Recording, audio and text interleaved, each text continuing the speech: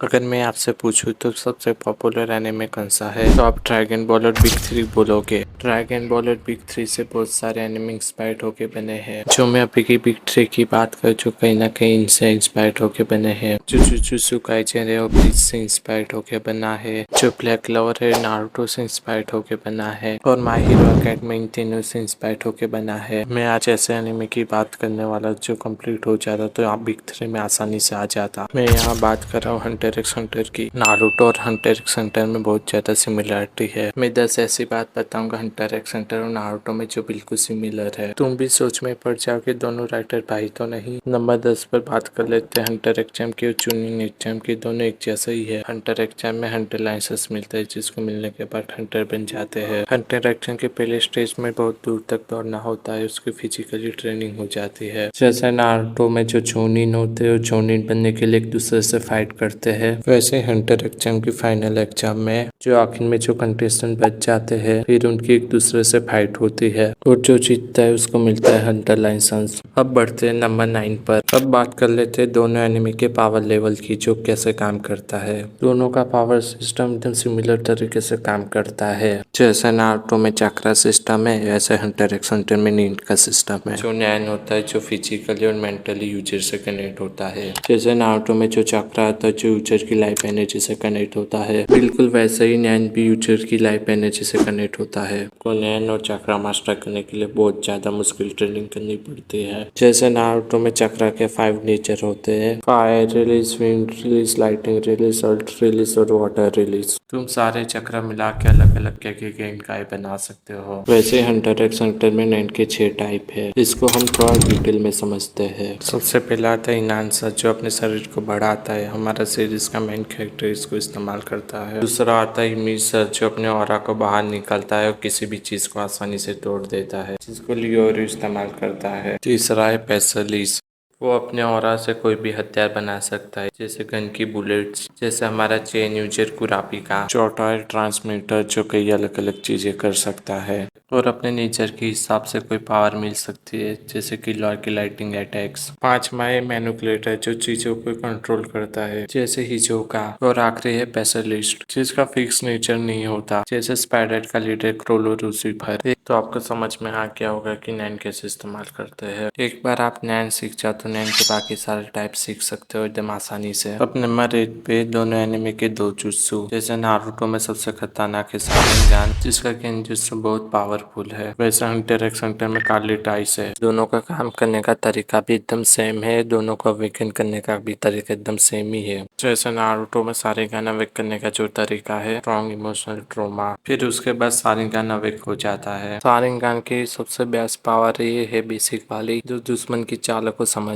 Hunter x Hunter में भी काले टाइस से अवेक करने का सेम तरीका है। को अवेक करने के लिए भी गहरा ट्रॉमा की जरूरत है। एक बात बताना चाहते, जैसे नारुतो में उचिहा क्लैन की सबसे बड़ी पावर थी शारिंगन, और वो बहुत ज्यादा ताकतवर थे अपने शारिंगन से, जिसके दम पर इन लोगों ने बहुत ज्यादा लड़ाई की। इनके सामने एक ही क्लैन खड़ा हो सकता था, सेंजू क्लैन। वैसे हंटर एक्स हंटर में कुर्ता कबीले वालों की सबसे बड़ी पावर थी कार्लेट आइस। दोनों ही दो जुत्सु में यूजर का रिएक्शन टाइम पहले से फास्ट कर देते हैं। और एक फन फैक्ट सुनाओ, जैसे नारुतो में उचिहा क्लैन को एक रात में खत्म कर दिया था उनके शारिंगन की वजह से, वैसे ही हंटर एक्स हंटर में कुर्ता कबीले वालों को भी खत्म कर दिया था एक रात में स्कारलेट आइस की वजह से। यहाँ कुर्ता कबीले वालों को खत्म करने में पूरा ग्रुप था, फैंटम ग्रुप, मगर नारुतो में उचिहा क्लैन को खत्म करने वाले सिर्फ 2 ही लोग थे, इताची और ओबितो। अब हम नंबर 7 फैक्ट पर आ जाते हैं। हमारे सीरीज के सेकंड मेन कैरेक्टर सास्के उचिहा और किलवाड़ जोल्डी। पहले इनकी सिमिलरिटी बताओ, दोनों का एटीट्यूड एकदम सेम है। तो दूसरी एक बात बताओ, जैसे नारुतो में सास्के को परेशान कर दिया था इताची ने, वैसे हंटर एक्स हंटर में किलवा अपने बड़े भाई इलुमी से बहुत ज्यादा डरता था।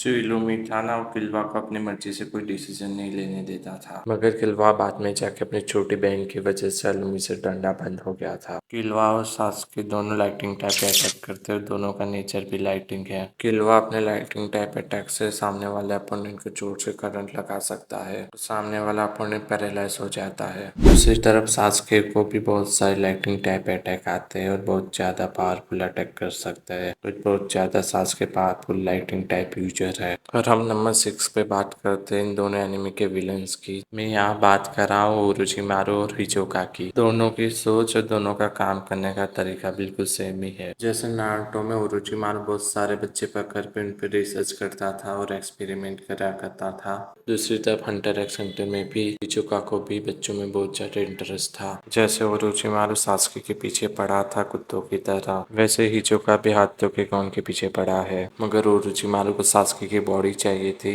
मगर यहाँ हिचोका को गॉन से फाइट करनी थी। मगर हिचोका ने गॉन को बहुत बुरी तरह से हराया था, फिर भी हिचोका गॉन के पीछे पड़ा है। आपको क्या लगता है गॉन के पीछे हिचोका क्यों पड़ा है? कमेंट करके जरूर बताना। और दोनों का एक गोल भी है। हिचोका का गोल ये है सबसे ताकतवर बंदी से लड़ना है और ताकतवर बनना है, और ओरोचिमारू का तो पता ही है इमोर्टल बनना और सारे जुत्सु सीखना। जो नंबर 5 पे जो सिमिलरिटी है तुमने सोचा भी नहीं होगा, वो है माइट गाई का इटर्नल किट और गॉन का फाइनल ट्रांसफॉर्मेशन। जैसे इटर्नल किट इस्तेमाल करने के बाद यूजर मर जाता है, वैसे नैन की पूरी पावर इस्तेमाल करने के बाद यूजर मर जाता है। इटर्नल किट है ना, यूजर को बहुत ज्यादा पावरफुल बना देता है थोड़ी देर के लिए। माइट गाई अपना इटर्नल किट मादारा को हराने के लिए उसके सामने इस्तेमाल करता है, मगर उसको हरा नहीं पाता। जैसा मैंने बोला था इटर्नल किट इस्तेमाल करने के बाद यूजर मर जाता है, मगर माइट गाई को बचा लेता है नारुतो एंड टाइम पर। जैसे गॉन ने पूरा नैन इस्तेमाल करने की ठान ली थी, तो उसका शरीर कैसे बढ़ गया था और बहुत ज्यादा ताकत आ गई थी। मगर जो गॉन है ना अपनी ताकत पीतो के खिलाफ इस्तेमाल करता है, मगर पीतो गॉन से नहीं बच पाती और हार जाती है। फिर पीतो को मारने के बाद गॉन भी मर जाता है, अपना नैन पूरा खर्च कर दिया था इसलिए। मगर गॉन भी आखिर में बच जाता है, किलवा की बहन उसको बचा लेती है अपनी पावर से। मगर दोनों ही ट्रांसफॉर्मेशन बहुत ताकतवर है और दोनों ही बहुत डेडली ट्रांसफॉर्मेशन है। और एक बात बता दो, एनिमे हिस्ट्री का गोकू के बाद सबसे खतरनाक ट्रांसफॉर्मेशन गॉन का ही है। हम बात कर लेते हैं नंबर 4 सिमिलरिटी की। वो है हमारे एनिमे के मेन विलन, एक है मादारा उचिया, दूसरा है बेरुया। ये अपने अपने एनिमे के सबसे ताकतवर विलन है, इनको हराने का दम किसी में नहीं था। जब नारुतो में मादारा की एंट्री हुई तो सारे सिलोबियंस बुरी तरह से डर गए थे।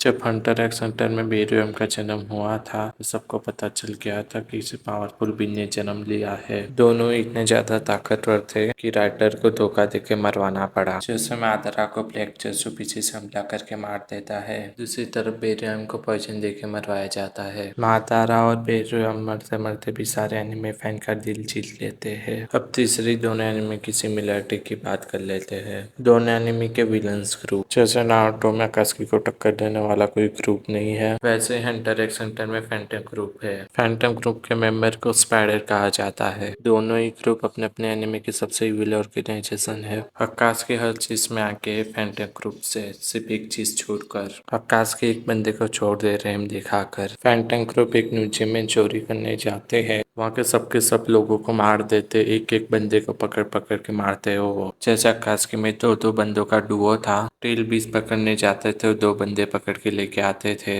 वैसे ही फैंटम ग्रुप में दो लोगों का ग्रुप था, कोई मिशन मिलता था और दो लोग जाते थे और कंप्लीट करके आते थे। ये थी कुछ सिमिलरिटी फैंटम ग्रुप और अकात्सुकी में। आपको कौन सा ग्रुप पसंद है, अकात्सुकी या फैंटम ग्रुप? कमेंट करके जरूर बताना। अब हम बात कर लेते हैं दूसरी सबसे बड़ी सिमिलरिटी के बारे में। वो है हमारे एनिमे के मेन कैरेक्टर्स नारुतो, उज़ुमाकी और गॉन फ्रीक्स। नारुतो और गॉन उनकी लाइफ काफी हद तक एक जैसी है।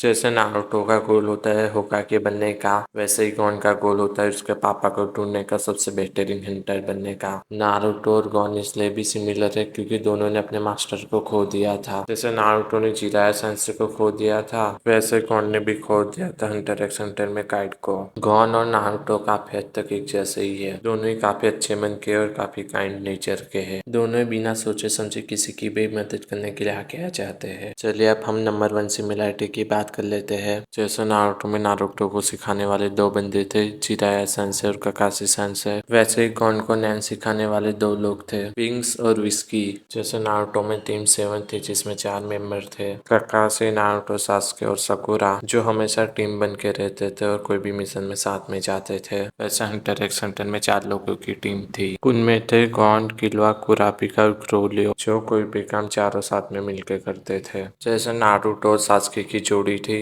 वैसे हंटर एक्स हंटर में गॉन और किलवा की जोड़ी थी। दोनों की ताकत तब सामने आती है जब दोनों साथ में होते हैं। गॉन बिना सोचे समझे वगैरह आगे बढ़ जाता है, किलवा उसको बचाने के लिए हर बार सही फैसला लेता है। इसलिए इन दोनों की दोस्ती दोस्ती नहीं, आइकॉनिक पार्टनरशिप है हंटर एक्स हंटर में। बस यही थी कुछ सिमिलरिटी नारुतो और हंटर एक्स हंटर में। और एक बात बता, तो ये दोनों एनिमे कोई कॉपी एनिमे नहीं है एक दूसरे के। आपको कौन सा एनिमे पसंद है, नारुतो या हंटर एक्स हंटर? वीडियो अच्छी लगी तो लाइक एंड सब्सक्राइब कर देना। अगला वीडियो किस टॉपिक पे बनाओ आप बता देना कमेंट सेक्शन में। अभी के लिए बाय बाय।